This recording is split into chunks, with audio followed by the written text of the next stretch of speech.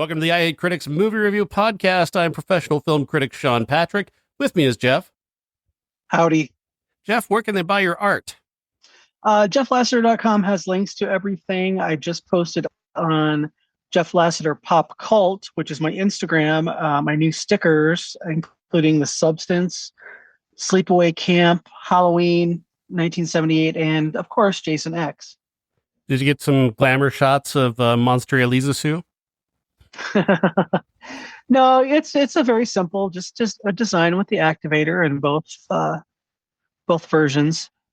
Nice. I love that. Yeah, I love that movie so much. But again, not going to watch it again. What's nice is we're recording this. It's hopefully the last time we'll ever have to do a show while Donald Trump is relevant. Oh, hopefully. If all goes well by this time tomorrow, that'll all be over. Well, it'll be a few days, and plus he'll say he won and drag it out and have another insurrection. But see, somebody said something to me the other day that really stuck with me. It was like, yeah, before he was president, now he's nothing. Mm-hmm. So he can't stop the peaceful transfer of power. Pretty much. So, I mean, yeah, pretty what are much. they going to do? I don't know. So what you're saying, he's a desperate, cornered animal. Well, he's probably going to jail if he doesn't win. Oh, I feel so bad. I feel terrible for him. But yeah, and listeners, you'll never have to hear us talk about it again. You'll be very happy about that. This is true. I will shut the fuck up about him. Never want to hear about him ever again in my life. And we won't do Home Alone 2 as a classic, just to make sure. There's a petition to edit him out.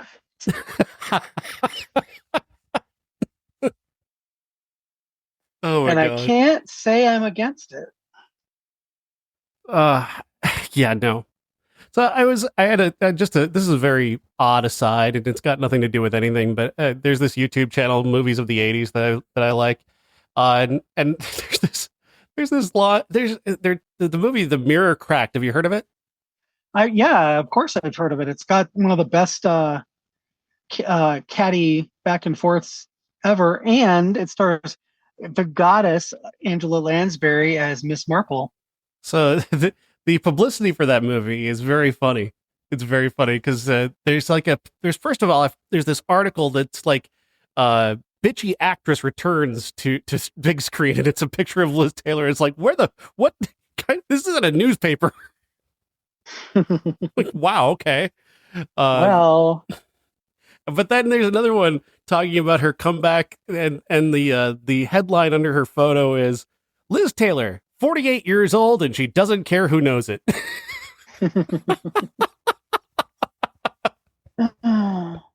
I'm like, that's I'm 48.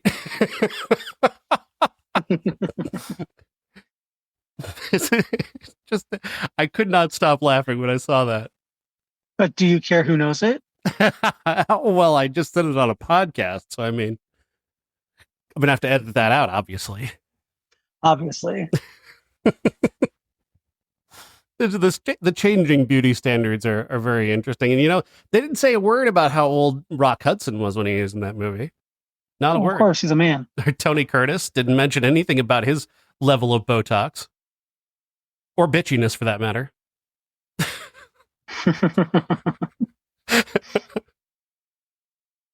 You heard any news this week? And there was more talk about, like theatrical, I saw some very prominent film critics on Twitter talking about things that we've been talking about how they're not promoting movies. Clint Eastwood has a movie out right now. Did you know Clint Eastwood has a movie out? No idea. It's called Juror Number 2, and it stars Nicholas Hoult. And we're talking about, put aside Clint Eastwood's politics for a moment. He's still Clint Eastwood. He's still a very prominent director. He's in his 90s and just completed a movie that could be his last one. And even this guy with this pedigree, with this lengthy history, David Zaslav just shits his movie out into the public without telling anybody.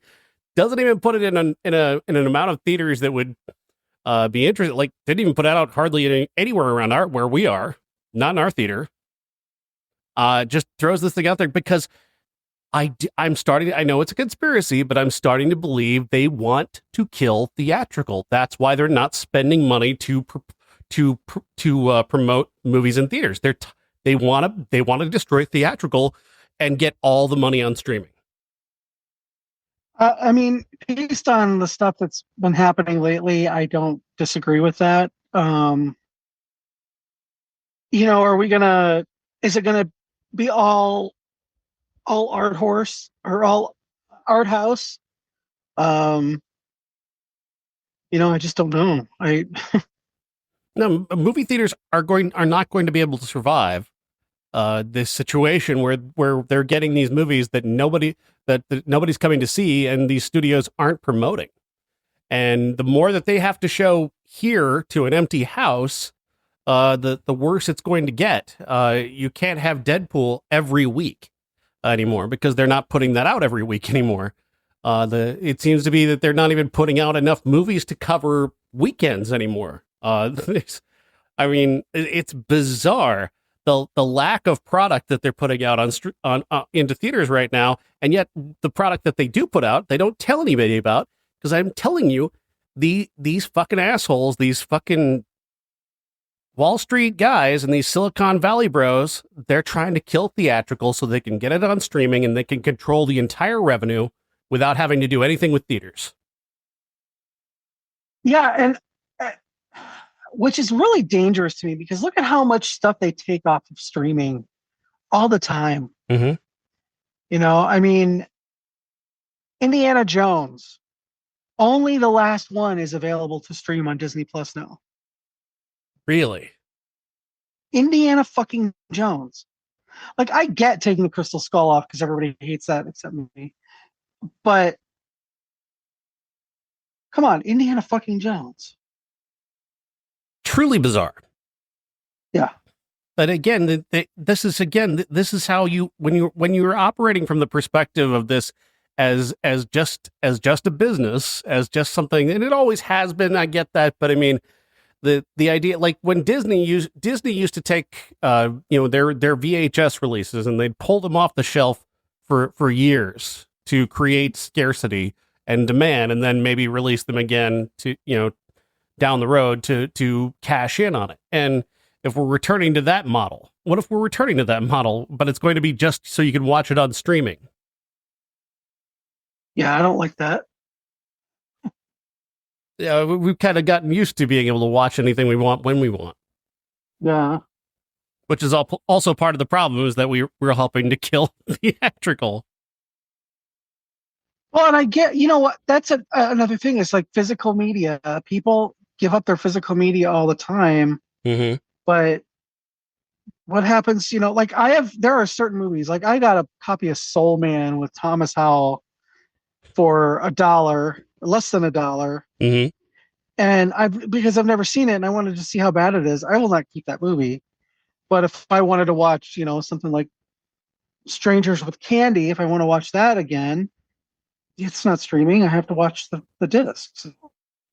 What I don't get is how do these Silicon Valley guys and these Wall Street guys not understand that having diverse revenue streams is far better than having just one revenue stream? Like, because in the past, because the way it should be is that you have a theatrical, you have a home video, and a streaming, and you're getting money from all three.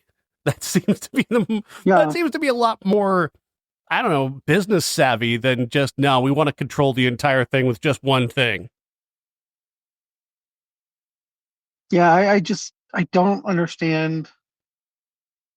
Yeah, theatrical experience is not what it used to be, but I still love going to the movies. Even if I see a movie I didn't like, I still like going.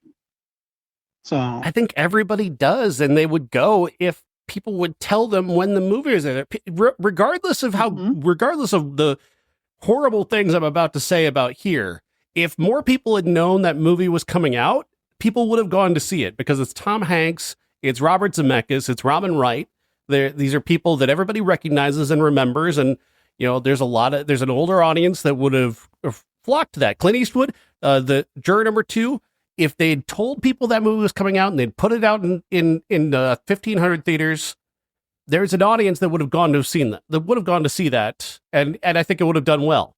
I don't understand this approach. I really don't. And if it's not about unless it's about killing theatrical, unless that's the end goal, this is how you do it. You put out movies that people might want to see, but don't put them out in any way where people can actually know when they're coming out. Yeah. Clint Eastwood. That's all you had to say. Mm-hmm. Built-in audience. Built-in audience. The man made The Mule the number 1 movie in America for a week. Like, that movie's awful. That movie's unwatchable. 1517 to Paris. Awful, unwatchable film. People went to see it because it's him. That's... And this movie is not even getting bad reviews like those movies did. So, I mean, imagine how well that could have done. Yeah, that... Could you, imagine if they killed theatrical and they could make $1 billion? Because they're not going to make $1 billion from streaming. They're just fucking not. But they could $1 billion with the next Marvel movie, and there's no place for people to see it except paying $20. And for $20 on Disney Plus, you can have 10 people over and more to watch it. You're not getting that repeat business either, because they'll just wait until it's just regular streaming. I mean, but that's got to be the thing, though, is that they can charge, whatever price they want on their own streaming service for you to watch the most in-demand movie. That's got to be it, because they can't control movie theater prices. I'll tell you what, though, what is people don't want to pay for art, especially streaming art, stuff like that. I mean, I make no money on my art unless I do a show, and even then it's iffy. I thought I made money on my last Chicago show, and then there's a ticket waiting for me in my mailbox. So I didn't make any money off of that show, but that's the only place I make money. Etsy sucks. Mm-hmm. I am thinking about trying, Shopify or something, because people don't want to necessarily pay for art. I do have, I have a couple people in my life who definitely do. The reason I have the substance sticker is because my friend wanted it so bad he paid for the order, because my minimums and stuff. So, I mean, are they going to pay? They're going to get 15 people together and pay $1.99 a piece to watch the new Deadpool movie on Disney Plus in somebody's living room. And then, we've all seen it, and then they will not watch it again until it goes free streaming.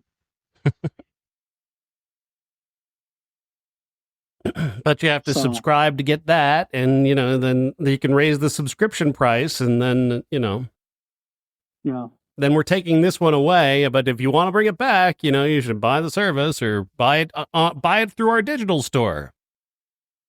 Mm. Oh, but we can take that away too if we want to. There's a great underreported story, by the way, about the number of people who have had shit taken away from them on Amazon. A movie that you purchased and downloaded, they took away. I know. I'm well aware. I have had that happen to me numerous times. Can't do that with a DVD. That's all I'm saying. Yeah, what is Bob Iger going to come to my living room and take season 1 of The Mandalorian away? He'd like to, I think. That's our intellectual property. I'll need to take that with me. Yeah, right. All right. So enough doom and gloom. We went, the doom being Trump, the gloom being theatrical. Let's talk about a new movie this week. Let's talk about Here. do you say, Jeff? You want to talk about? Let's go over there. Here is the new movie from director Robert Zemeckis, starring Tom Cruise, Robin Wright, Paul Bettany. It's got a pretty good cast. Kelly Reed also, and then, yeah, of course, this is a reunion of the crew behind Forrest Gump, which explains a lot. Excuse me, sorry. The premise here is a camera strapped to the ground, doesn't move. It's in the corner of this house the entire time. Well, not the entire time, because the house isn't there the entire time.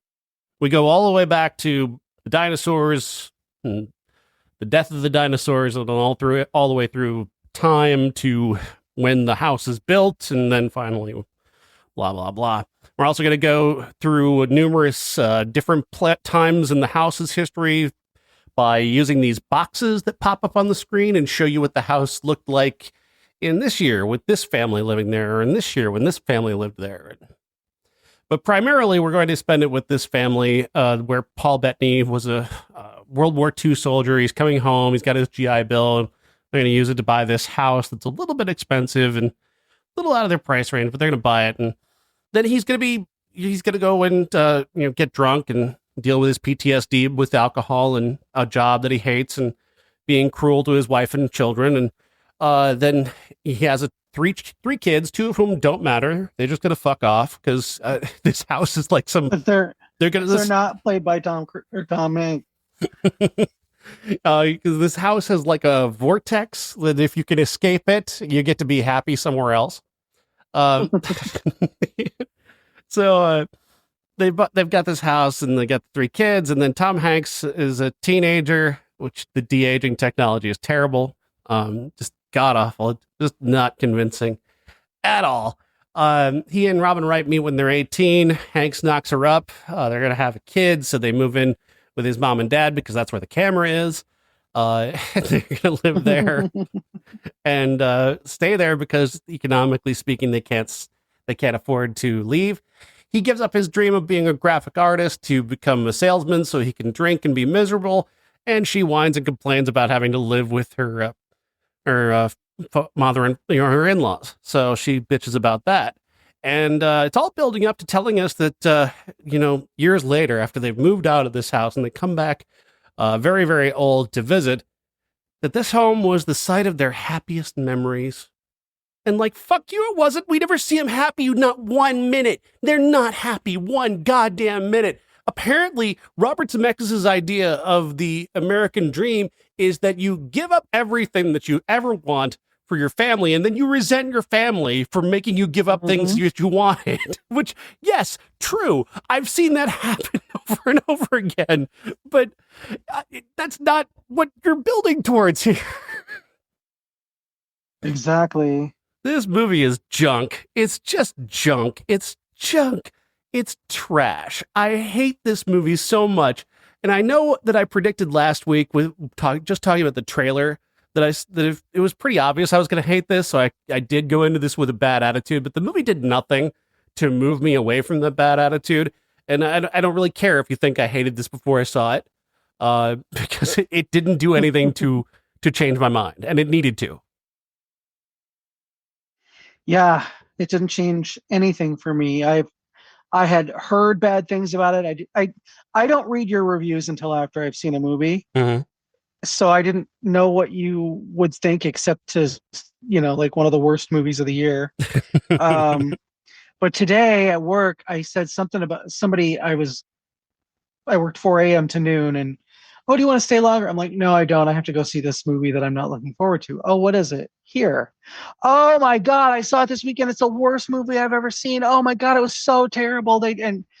Basically just told me how they go back and forth between time periods instead of it being linear, and how much she hated that. And so I was not looking forward to it either. Yeah. And I think what pissed me off the most is the contrivance of it, of everything happening in that one space. And, we're just not making enough money. Bullshit. Bullshit. Our parents could afford houses in the 60s and 70s. There is no way that this young guy and this young girl who are, seemingly happily married could not have afforded to buy a small house with one kid. They've only got one kid. One kid, yeah. Yeah, no, total bullshit. Total bullshit. It was just that was the fact that it was so contrived is what got me.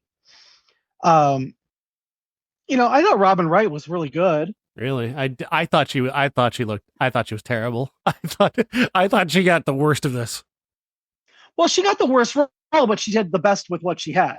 Unlike everybody else in the movie, Kelly Riley, who I actually really like. We saw her. What was that movie we watched a couple weeks ago for our classic? It was one of her first movies, and I thought she was really, really, good in everything I've seen her in. And this, she was terrible. Mm-hmm. Paul Bettany, there's just something. Unless he's playing Vision, I don't care. Yeah. What was this accent? What was he trying to do with that voice? What was that? I think he was trying to go for Mid-Atlantic because this takes place in New Jersey, I'm guessing, because that's where. See, I thought it was Pennsylvania, but I don't know. I have no clue. The movie doesn't tell you because it wants to be. This wants to be everywhere America. Yeah, I looked it up because I wanted to know where William Franklin lived, and according to Wikipedia, it was Perth Amboy. So this could be New Jersey. It was somewhere in New England. You could tell, and it looked like the Palisades when they finally, the last shot when they went to the outside and the stupid hummingbird that looked so fake and bad. Oh my God, it looked so bad, and it looked so huge. I realized that it wasn't supposed to be, it was supposed to just be the perspective, but God, hummingbirds aren't that big. Well, Jeff, that hummingbird is the soul of a Native American woman who died. Whatever. So, fuck you, Robert Zemeckis. Just fuck you so much. Jesus Christ. Oh my God. Yeah, there's this Native American characters are introduced and they have nothing to do. Like they really, all the flashbacks really don't add anything. Like you've got this family that lived there in like the 20s and the dad's got a plane and the mom's just bitching about him going up in his plane and taking their kid up in the plane. You're going to die in that plane. Then he dies of the flu. Yeah. but we're supposed to think, oh my God. She was right. He crashed. This is the flu from 1920. Yeah. And I'm like, and to waste Michelle Dockery in that role, there's one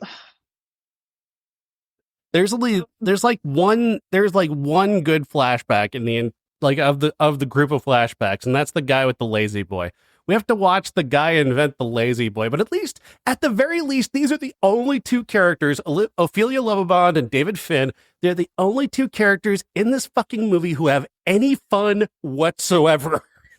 Mm-hmm. There is no other fun in this entire movie. Everyone is fucking miserable.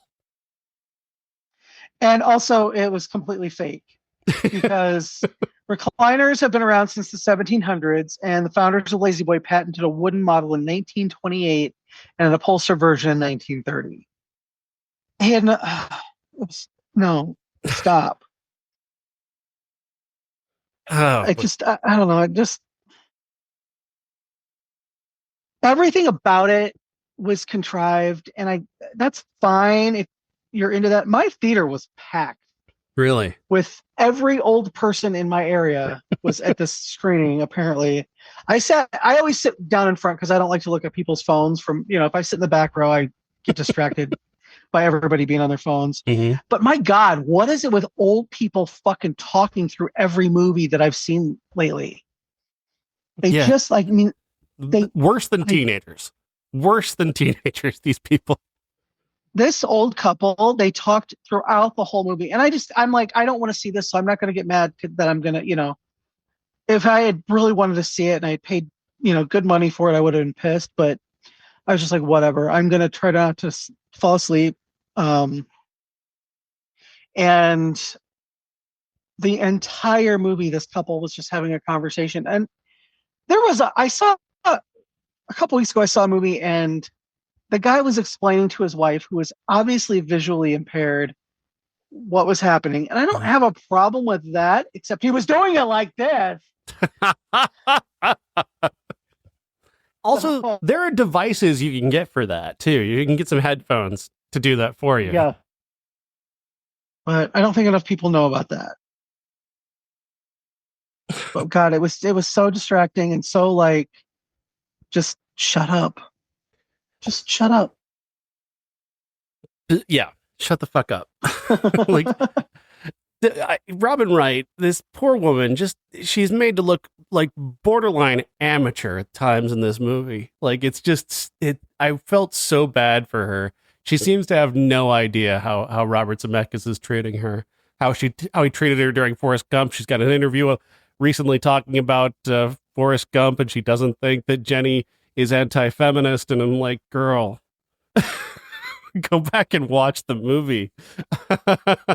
I know what you were trying to do. He's not letting you do that. The edit doesn't let you do that. The story doesn't let you do it. You're there to be a cautionary tale about what it is to be a free woman in the 50s and 60s. Like, that's that's why you're there, honey.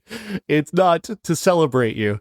But she's so let down throughout this movie. But those scenes of her where they're setting up the dementia are like just taking a bat to the audience's head. Like, I forgot where we lived today.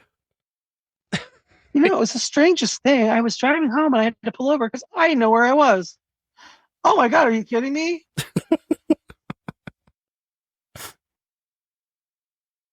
So stupid. The makeup, when they have the indigenous people like old, the makeup was so terrible. God awful. That I don't know what the hell anyone is thinking about this shit.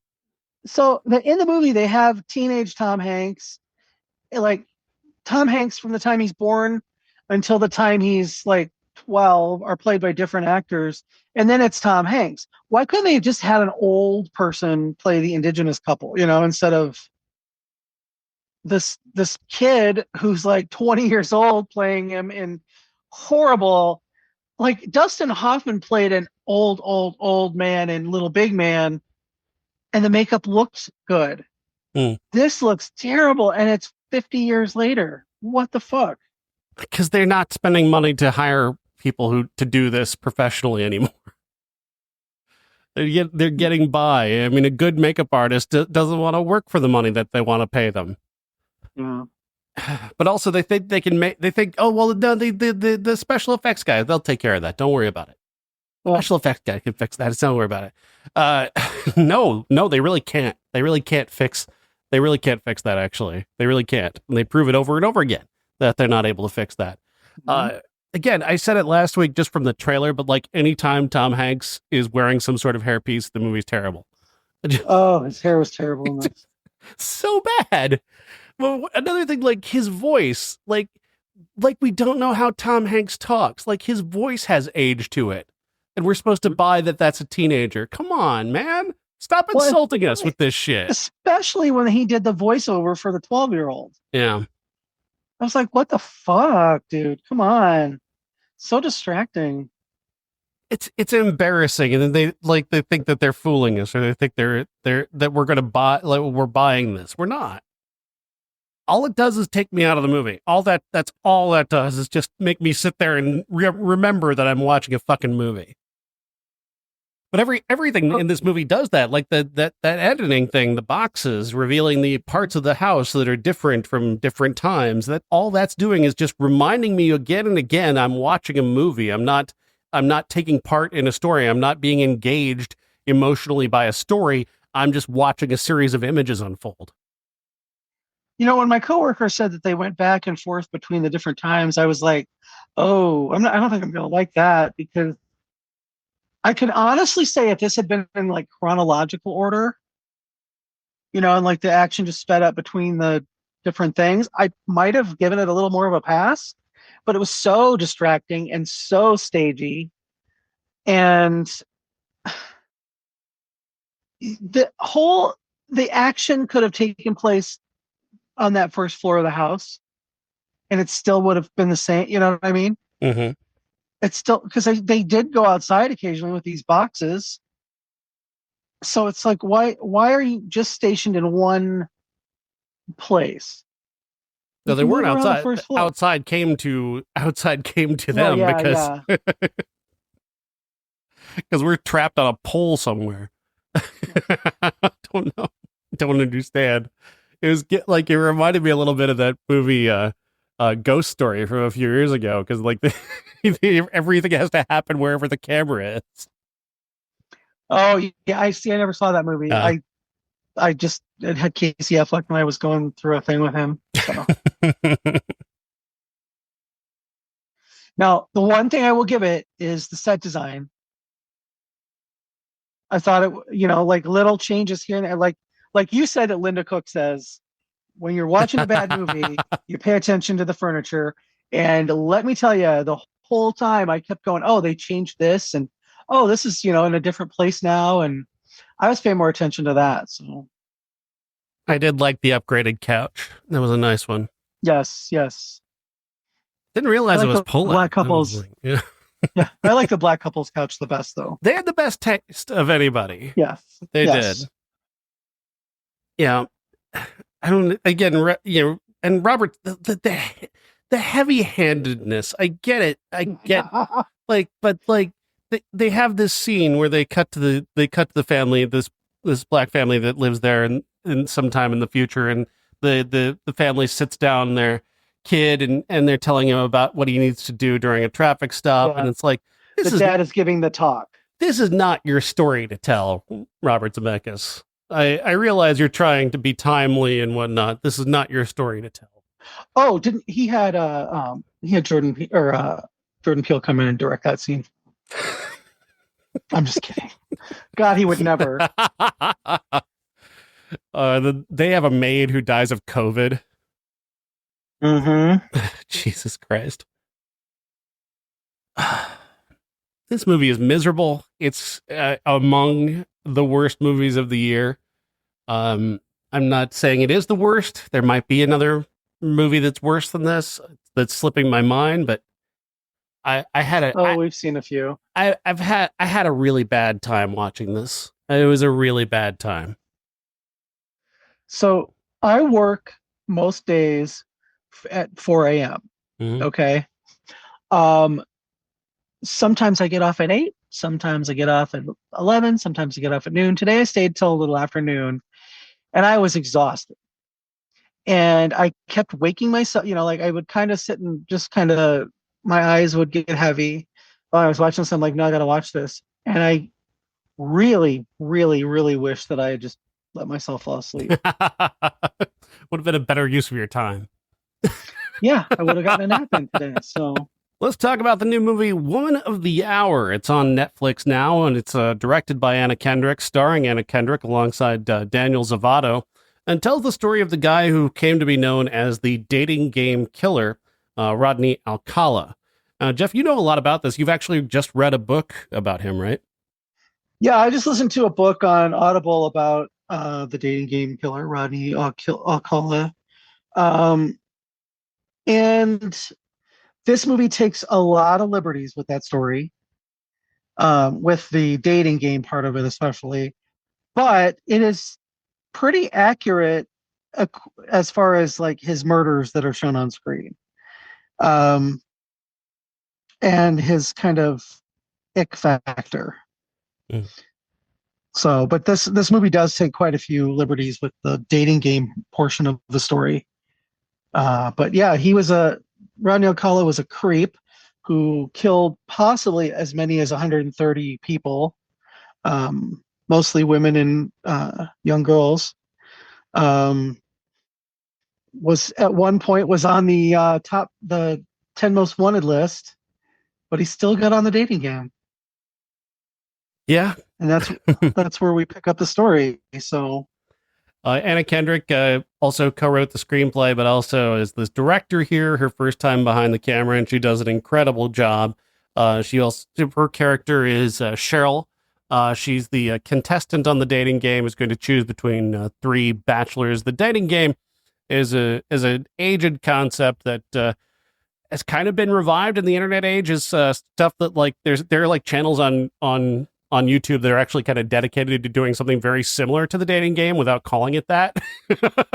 Mm-hmm. They think they're very modern and they came up with this idea, but this is actually some cheesy bullshit they came up with 50 years ago.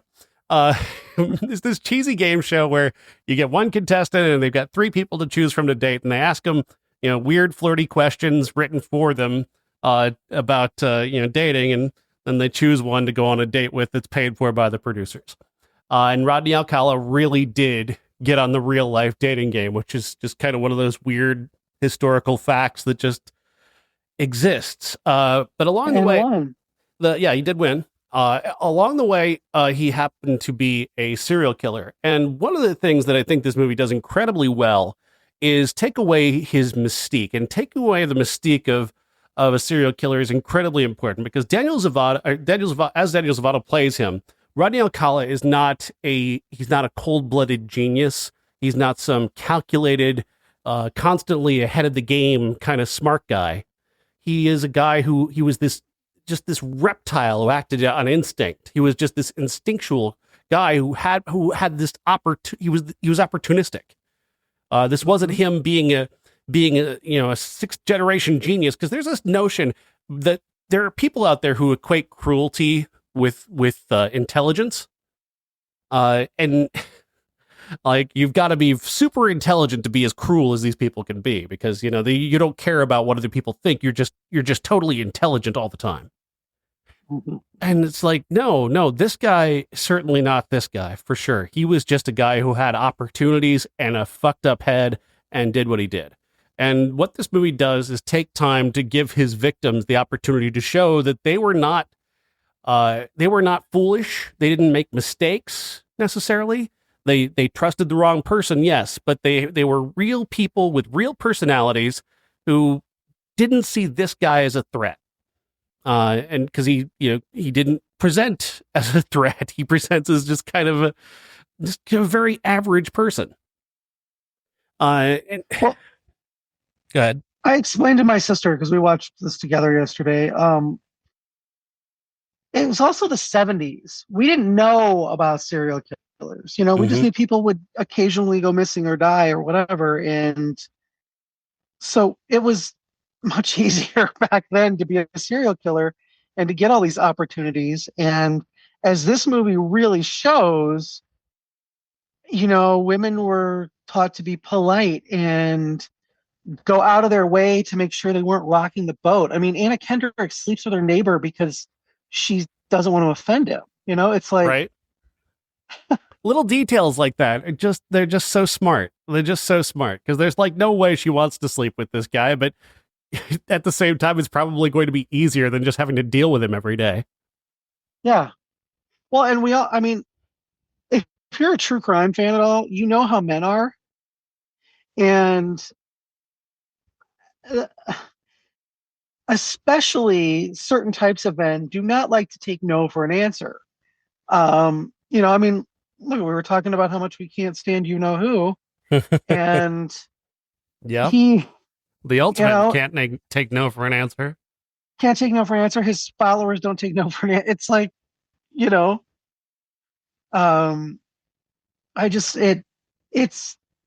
it's frustrating to watch stuff like this that takes place then, and realize that even though we have a long way to go, we've still come a long way.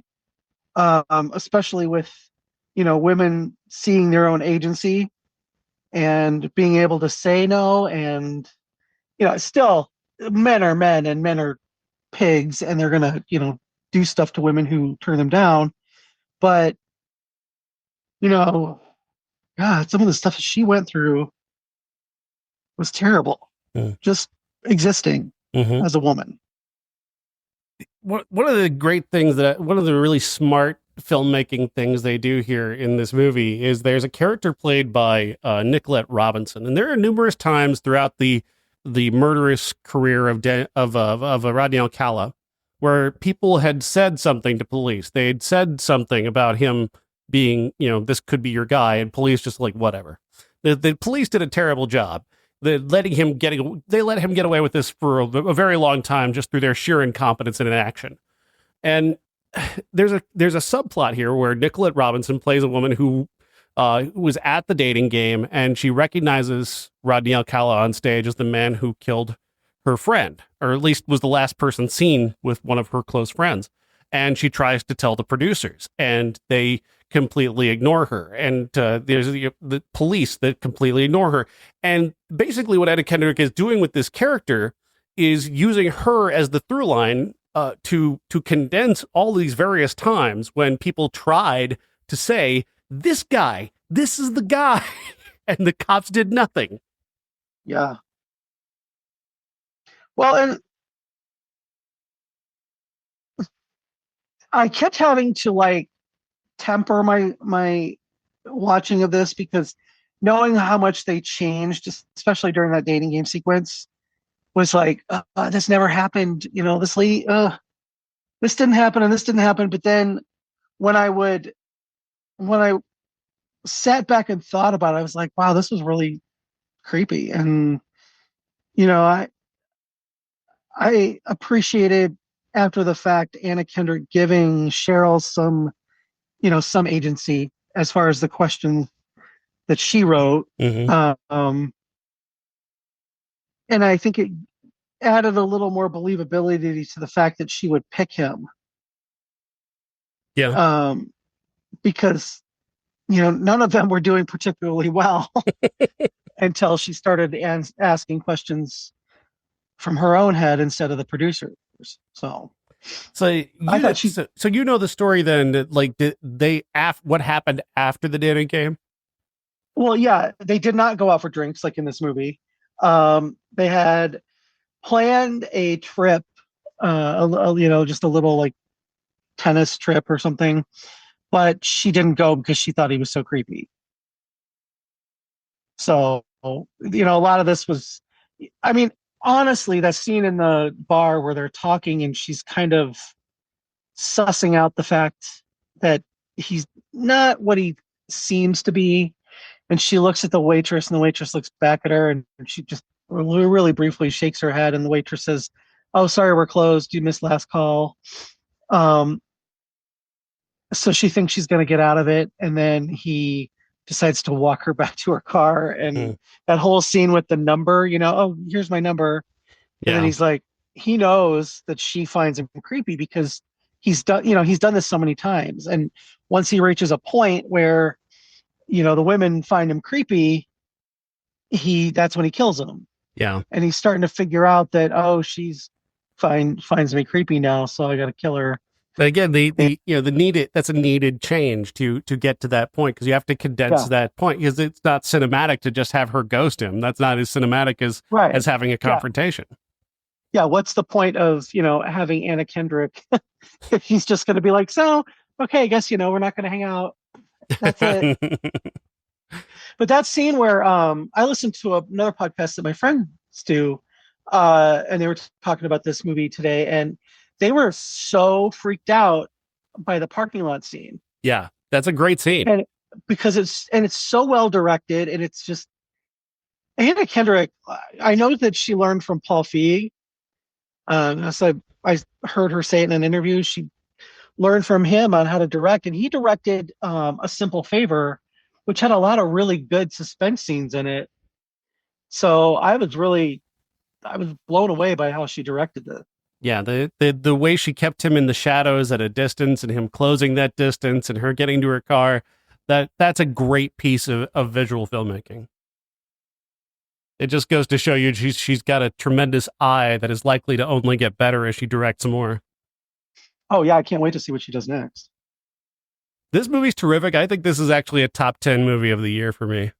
Oh, nice. Especially with that ending with the way that teenage girl handles that moment. I don't know how accurate that is to what really happened. That's very accurate. That was amazing to watch.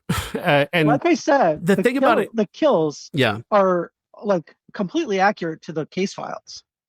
The woman in the apartment, very accurate. This last girl, very accurate. Yeah, it was very impressive though. The way that Autumn Best plays that character, uh, she made it believable that that young girl would have that level of street smarts to make the decisions that she makes and the choice that she makes in that moment. You have to see it for yourself to really get it. It's one of the best scenes in any movie this year. Is how she talks him to where she gets him. It's really intense and really exciting. Do you listen to My Favorite Murder? Yeah, yeah, So one of their catchphrases is "fuck politeness," yeah. and that's what gets Anna Kendrick in trouble. But not fucking politeness and being polite is what gets her out of the situation where she was probably dead and he revived her.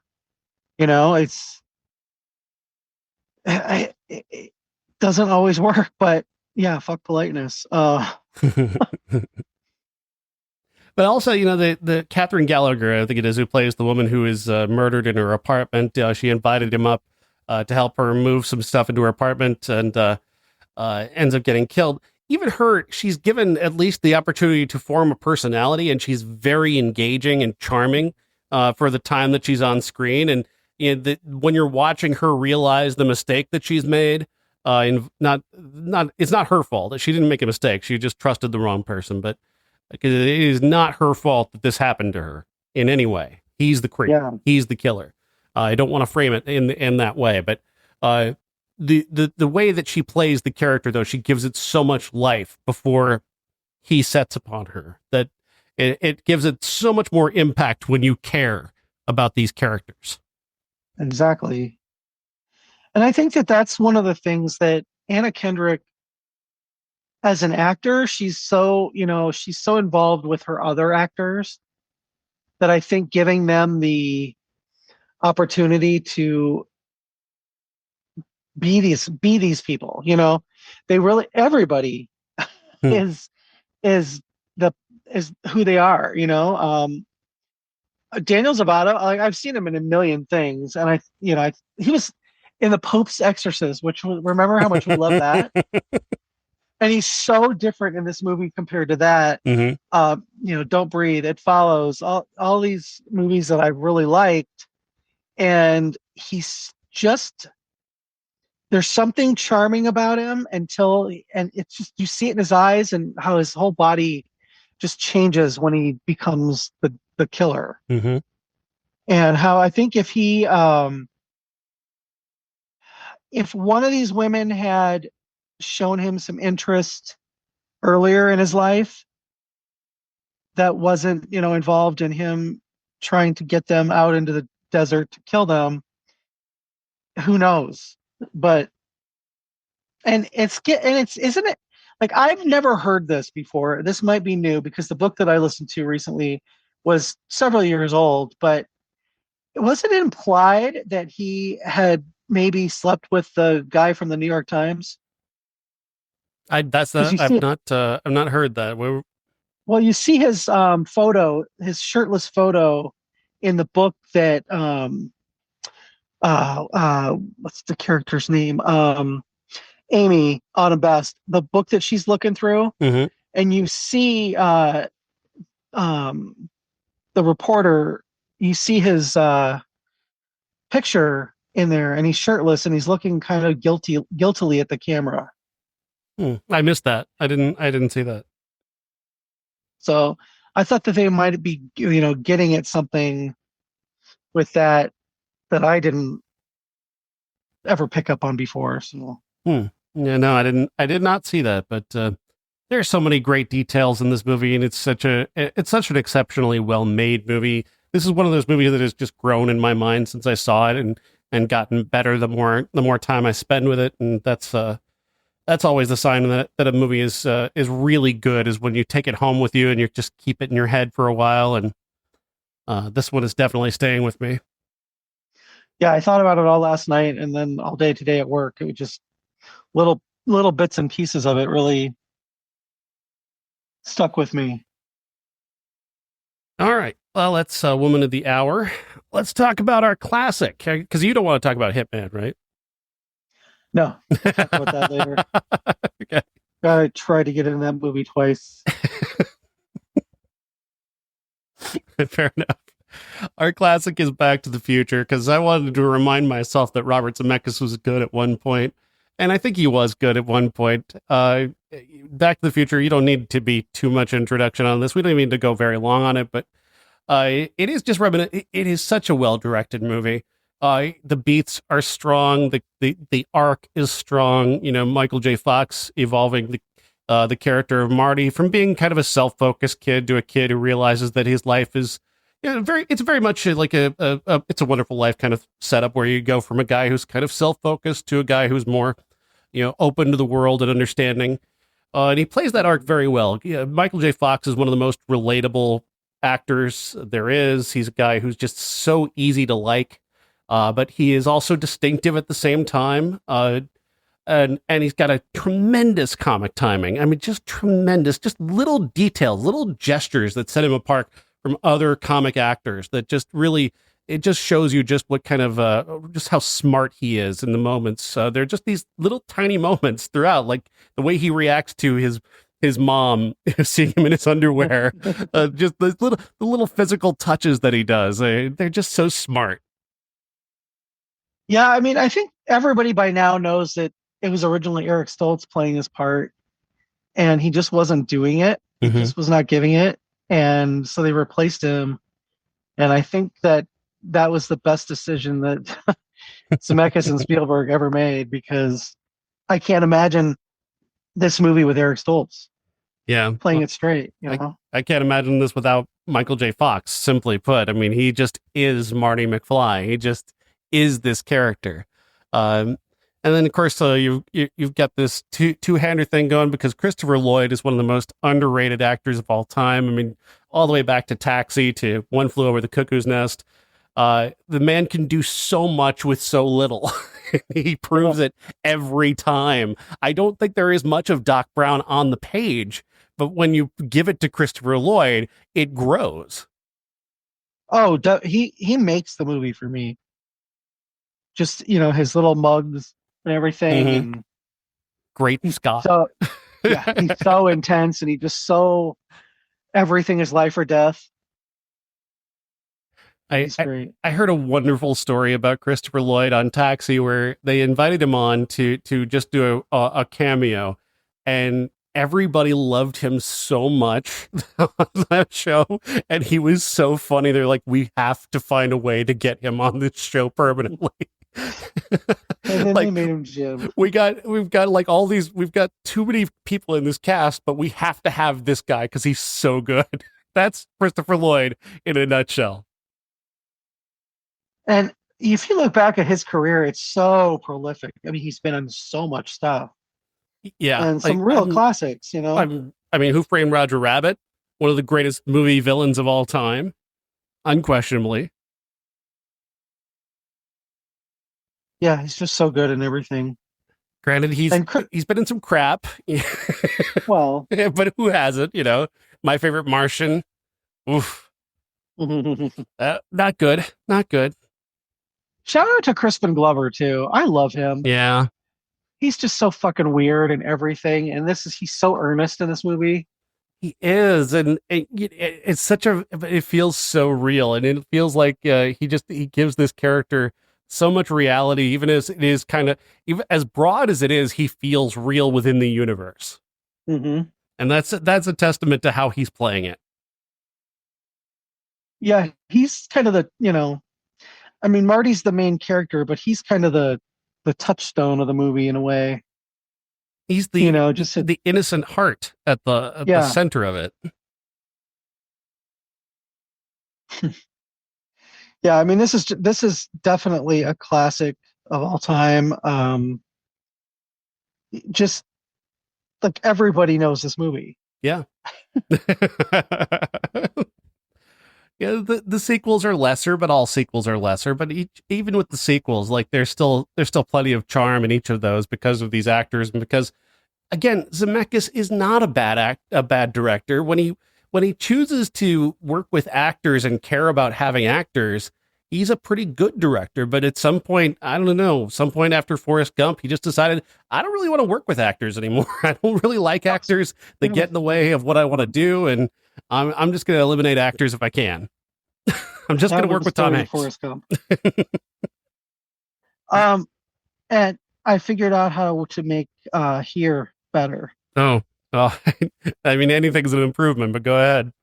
Okay, so we're in the 1700s, right? Mm-hmm. And as you're watching everybody kind of go into the house, they're all going into William Franklin's house, and all of a sudden, out of nowhere comes the DeLorean, and they jump out. Where are we at, Marty? Oh my God, Doc, we're in 1776. Great Scott, we've got to go back to the future. I'm just saying that would have improved here by multitudes. And then we just go back and watch Back to the Future. Yes, I agree. It's a stealth way to introduce a re-release of Back to the Future. But it's Back to the Future with just one camera setup. Yeah. Oh God, the most boring fucking movie ever. Oh my God, we're just sitting in the corner of Doc's lab waiting for them to come back. Yeah, they've been gone for like 4 hours. You just see the clock turning, you know. Yeah. Random people come into his lab to have sex or something. I don't know. I hate that fucking movie so much. Yeah, it was so terrible. I'm so sad I watched it. But at least we know there will always be Back to the Future to show us that Robert Zemeckis was once a great director. Mm-hmm. And I'm going to give everybody a little peek behind the curtain. We actually talked about taking this week off because of this movie. Mm. And I wish we had. Except we wouldn't have gotten to talk about Woman of the Hour, which was the best movie in a long time. Yeah, it's one of the best movies of the year. I'll rank it right up there in the top 10 for sure. Definitely. All right, Jeff. Next week, hey, we have a chance to see another Best of the Year candidate this week because Anora is finally coming to our area. This is the most buzzed about movie of the year. One Can. It's directed by Sean Baker, the director of the Florida Project and Tangerine, and Mikey Madison is the lead actress who's getting like lead actress winning buzz for the Academy Awards. It's the movie that I'm most excited about now. I cannot wait to see this. Yeah, I'm really looking forward to that. And Heretic. Yeah, Heretic this weekend that's too. gotten some really good reviews. Apparently, yeah, they did a big premiere here in town just this past Saturday. And I found out about it on Saturday afternoon, and it was already sold out. Yeah. It happens. Yeah, well. Yeah. I'm glad they're doing well. I'm glad their theater is doing well. And did you see they put a thing at the end of the Heretic credits that said no generative AI was used in the making of this movie. Mm-hmm. And I thought that's fucking cool. More filmmakers need to do that. Did you hear so when they were locking picture on that, Beck and Woods posted it on Instagram, and Meta labeled it as AI. What the fuck? That's how stupid Meta is. They're like the worst. Because they did a post about how we were telling everybody that there was no generative AI made in this movie, and they labeled it. That's because it said generative AI, and it's not followed by an actual human being. So yeah. It just saw the words. Oh, this is AI generated. Oh my God, this is a fucking dystopia. Yep.